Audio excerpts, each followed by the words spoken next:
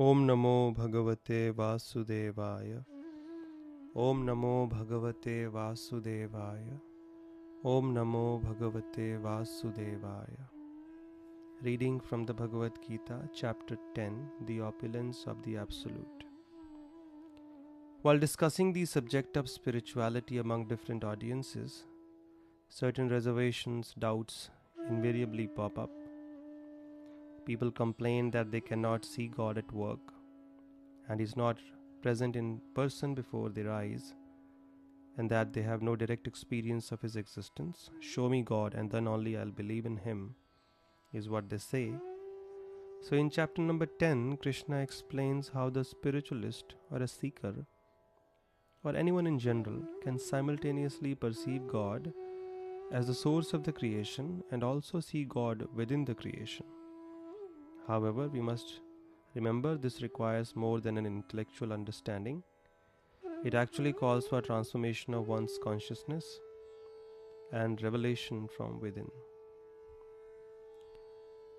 So, from text number 1 to 7, the theme is Krishna is explaining how He is the source of everything in this creation.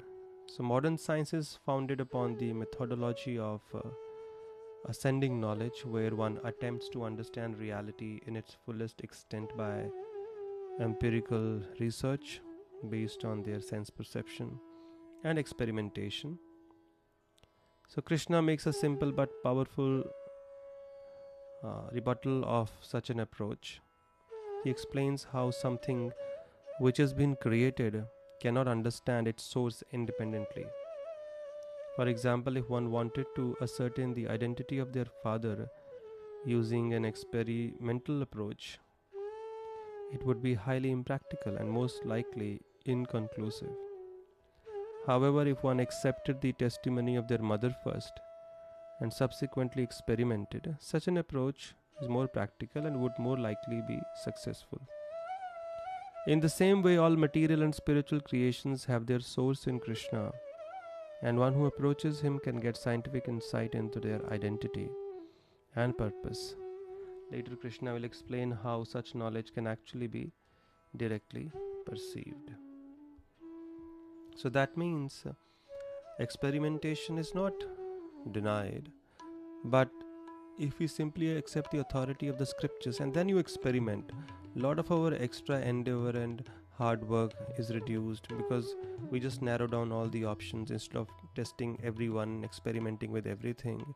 We have only one or two individuals or candidates, and if we believe in Krishna, then we only have one. Krishna is saying He is the source. Now let me find out, let me experiment, follow the process like that. So, text number 1, Shri Bhagavan Uvacha Bhuya eva mahabaho Shunu me paramam vachaha Yatyaham priyamanaya Vakshyami hitakamyaya. The Supreme Personality of Godhead said, "Listen again, O mighty armed Arjuna.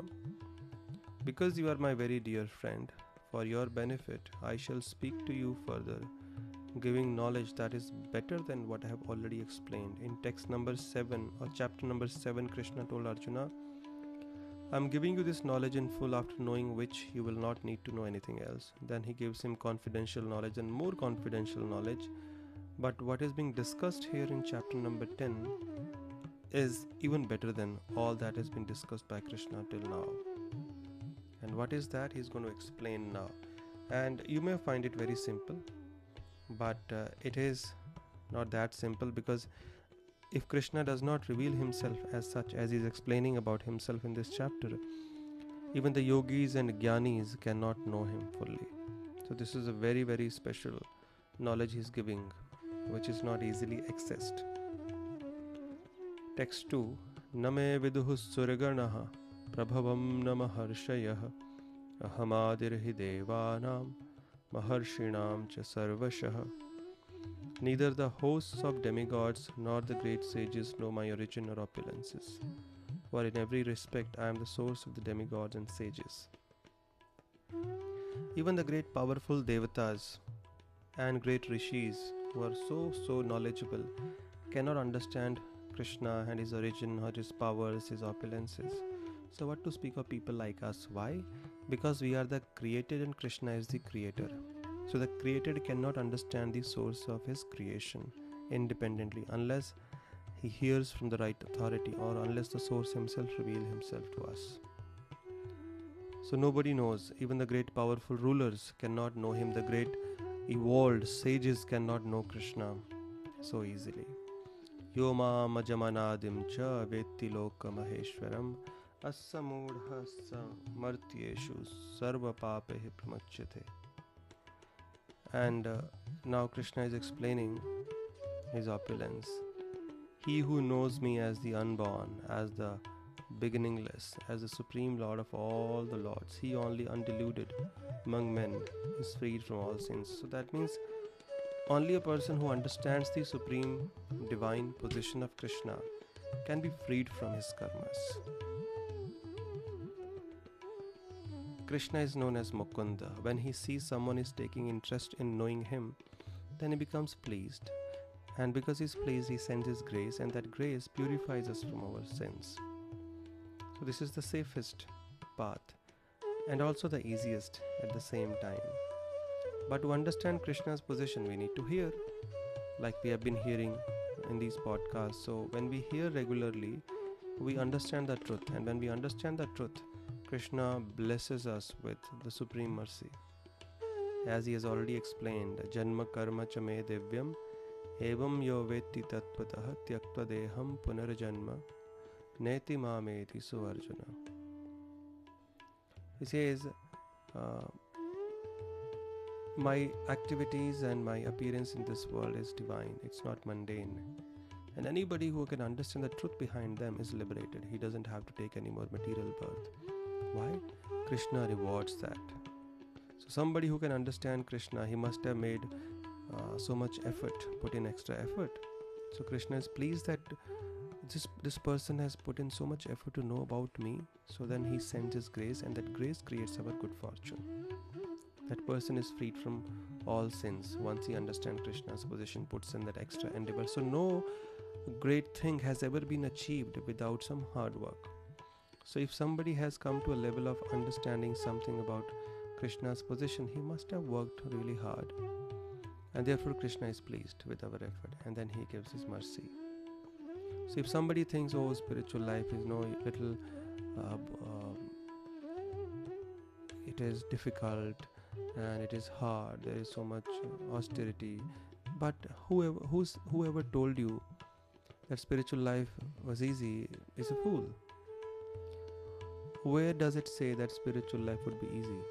Even material life is not easy. There also you have to perform so much, put in so much endeavor, so much hard work is required. In spiritual life, we are trying to achieve the highest. So there will be some austerity, there will be some hard work, but understand that is a part of the process. Just because it is difficult doesn't mean we need to give it up. We have to continue because it is never easy, because aiming for the highest. So we just continue. And when we continue, we certainly are rewarded with the revelations by Krishna's grace, because he is pleased with our hard work, endeavor to know him. Text 4 and 5, Krishna continues to explain his supreme position. And simply by knowing this, Krishna has already explained in the previous verse that we can become free from sins. Buddhir jnanamas samoha shama satyam damah shamaha sukham dukkham bhavo bhavo bhayam cha bhayam eva cha ahimsa samata tushtis tapodanam yasho yashaha bhavanti bhava bhutana matta eva prithak vidaha. Intelligence, knowledge, freedom from doubt and delusion, forgiveness, truthfulness, control of the senses, control of the mind, happiness and distress, birth, death, fear, fearlessness, non-violence, equanimity, satisfaction, austerity, charity, fame and infamy, all these varieties of qualities of living beings are created by me alone. So Krishna is saying that he is not just the creator of the gross things within this world, but even the subtle things. As subtle as these qualities, they also come from Krishna. He is the source of everything, means source of everything that we come across in this world. Sarva Karana Karanam. He is the source. Janmadi Yasya Yataha. God is one from whom everything emanates. So that's what Krishna is proving here. Vedanta Sutra has given a cryptic sutra, Janmadi Yasya Yataha. The Supreme Lord is one from whom everything emanates. But who is that Supreme Lord? The name is not given. Here the name is given, Krishna. Brahma gives the name in Brahma Samhita. He says Govinda is the cause of all causes. Govinda is Krishna. Here Krishna is himself declaring that he is that source from whom everything has come into being. Maharshayah Sapta Purve Chatavaro Manavastatha Madbhava Manasa Jata Yesham Loka Imaha Prajaha. Text 6. The 7 great sages, and before them the 4 other great sages, and the Manus, come from me, born from my mind, and all the living beings populating the various planets descend from them. So Krishna is the source of all sources. There are 7 great sages like Vyasadeva, Kashyap Rishi, Parashuram, Gautam, like that. And then there are 4 great sages, the Sanak, Sanatan, Sanandan and Sanat Kumar. They are the first sons of Brahma. After Brahma they are born. And then the Manus are born, the fathers of mankind. So they are all coming from Krishna, he says. So they are all secondary creators. Krishna is the primary creator. They are all working under his direction. Text 7. Etam vibhutim yogam cha mama yoveti tattvataha svavikalpena yogena yujyate natra samshayah. One who is factually convinced of this opulence and mystic power of mind engages in unalloyed devotional service. Of this there is no doubt. Now Krishna is saying that anybody who understands this opulence of mind naturally would like to engage in my seva, because we all like to serve the great. So if we understand Krishna's greatness, naturally we will be inclined to serve him. Right now there's no inclination because we don't know who he is, what is his position. But that is possible to know if we hear from the scriptures regularly. The scriptures explain, the sages have explained, Krishna himself is explaining. So unless we approach the scriptures, how will we ever know about his greatness? So it is therefore very important to regularly study or hear from the scriptures, learn from the devotees these scriptures, and then we can understand. Once we understand Krishna's supreme greatness, we naturally want to serve him in unalloyed devotional service. In our text number 8, 9, 10 and 11, Krishna gives the Chatushloki Bhagavad Gita, the essence of the Bhagavad Gita. Even if you can't understand the entire Gita, just read these 4 verses. These are known as Chatushloki Bhagavad Gita. Text 8.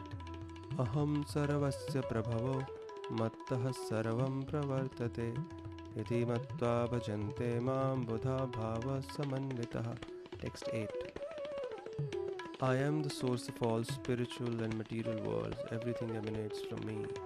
The wise who perfectly know this engage in my devotional service and worship me with all their hearts. So he's basically summarizing whatever he's spoken till now. So those who understand my supreme position, that I am the supreme lord of all that be, the spiritual and material worlds, they engage in my devotional service. And what are their symptoms? In the next verse he says, Matchitta madgata prana bodhayantah parasparam kathayantascha mam nityam tushyanti cha ramanti cha. The thoughts of my pure devotees dwell in me, and their lives are fully devoted to my service, and they derive great satisfaction and bliss from always enlightening one another and conversing about me. The 3 symptoms are described of the ones who engage in the Lord's devotional service. How we can understand. So he says, those who have understood Krishna's supreme position, this is how they act. This is how we can understand, judge or know them. Their thoughts are always focused on Krishna. Their lives are fully dedicated to Krishna. And when they come together, they are not discussing some mundane subject matter, but they are deriving great satisfaction, great bliss by talking about Krishna. So there is no other thought in their mind. Such people. And how does Krishna reciprocate with such people? How does he reward them? Text 11. Tesham satata yuktanam bhajatam priti purvakam dadami buddhi yogam tam yena mamupayantite. He says, to those who are constantly devoted to serving me with love, I give the understanding by which they can come to me. So people who are engaged in the Lord's devotional service, they don't have to worry about anything, about how to advance further. Krishna from within their heart will give them the understanding as to how to approach Krishna, how to advance in spiritual life further. We simply have to make an effort to engage in Krishna's devotional service, beginning with hearing, chanting, remembering, worshipping, under the guidance of some bona fide representative of Krishna, and gradually all the intelligence about how to advance further will be given by Krishna if he sees our sincere efforts. And then what else Krishna does to such people? Tesham evanukampartham aham ajnana tamaha nashayami atma bhavasto jnana deepena bhasvata. To show them special mercy, I, dwelling in their hearts, destroy with the shining lamp of knowledge the darkness born of ignorance. Right now our hearts are not attracted to Krishna because they're full of darkness. There are layers and layers of dirt, contamination. There's so much ignorance which is compared to darkness. But when Krishna sees that we are becoming serious to advance in our service to him, we are making consistent efforts, sincere efforts, then he understands as Paramatma within our heart, and from within he supports us by giving us the necessary guidelines, by necessary inspiration. Okay, go there, meet him, go to a temple, now you should go and attend some Gita courses. So how do you think these thoughts arise in your mind all of a sudden? It is Krishna who is guiding you from within. He's inspiring because he's pleased with your sincerity, either from this lifetime, or you might think, but I've not done anything in this lifetime. No, it might be from past lifetime. So these 4 verses are the essence of the Bhagavad Gita, the heart of the Bhagavad Gita. So this chapter begins with Krishna promising Arjuna to give him knowledge that is even more confidential than what has been given so far. And he says it is very difficult for even the great personalities to know him. But those who engage in his devotional service, knowing his supreme position, they become free from sins. So Krishna explains about his opulence, about his position, that not just the gross things, the subtle things such as qualities of intelligence, knowledge, happiness, distress, satisfaction, austerity, charity, everything comes from him.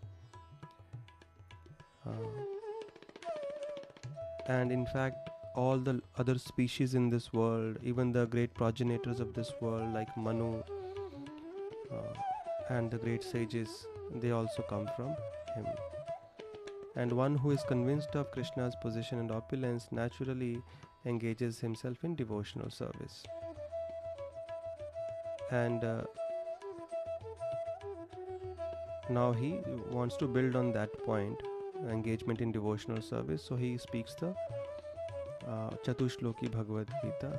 He says, somebody who knows me as the source of all spiritual and material worlds engages in my devotional service. And what are their thoughts? What are their symptoms of such people? How can we know them? Their thoughts are only dedicated to Krishna. They're only talking about him when they meet, enlighten one another. Their lives are fully dedicated to Krishna's service. So how does Krishna reciprocate to them? He gives them the understanding by which they can advance further. He gives them the further knowledge from within the heart by which the ignorance of or darkness of ignorance can be destroyed. Because it is ignorance, it is darkness which keeps inspiring us to engage more and more in wrong activities and sinful activities.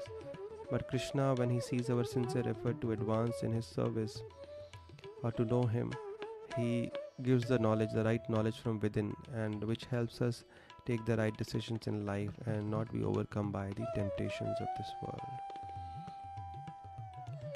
So text number 1213, Arjuna has some question. After hearing about Krishna's supreme position, supreme opulence, Arjuna comes up with something very interesting, so which we shall discuss in the next podcast. Thank you.